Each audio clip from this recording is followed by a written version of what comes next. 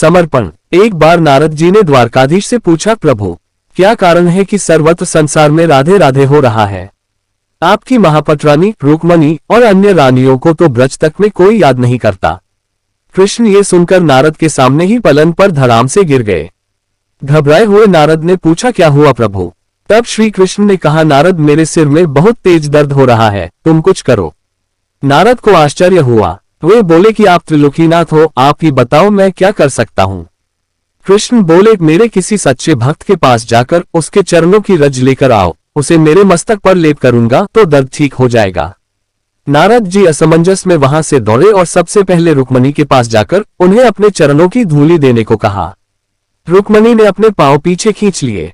वे बोली कि यह आप क्या कर रहे हो? कृष्ण मेरे पति हैं, मेरे चरणों की रज यदि उनके माथे पर लगी तो मुझे नरक में जाना पड़ेगा। यही जवाब अन्य रानियों ने भी दिया। नारद निराश हो गए और तुरंत मन की गति से राधा जी के पास पहुंचकर उन्हें सारी बात बतलाई।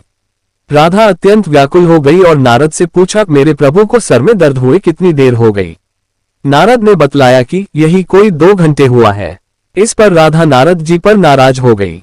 उन्होंने कहा, मेरे प्रियतम को 2 घंटे से जो वेदना हो रही है उसके लिए आप ही जिम्मेवार हो। आप मेरे चरणों की रज लेने तुरंत ही क्यों नहीं आए? अभी जितनी ले जाना हो ले जाओ, उसके बदले में मुझे एक बार तो क्या 1000 बार भी नरक जाना पड़े तो स्वीकार है। राधा की चरण रज लेकर नारद कृष्ण के पास पहुंचे। कृष्ण ने उस रज का अपने मस्तक पर लेप किया और सिर दर्द ठीक हो गया। कृष्ण जी ने नारद से पूछा, कुछ समझ में आया कि सर्वत्र राधे राधे क्यों हो रहा है?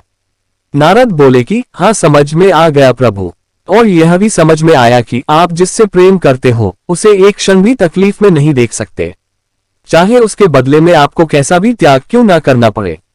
यही सच्चा प्रेम है। समर्पण लेने की बात नहीं सोचता, केवल देने की सोचता है, केवल देने की।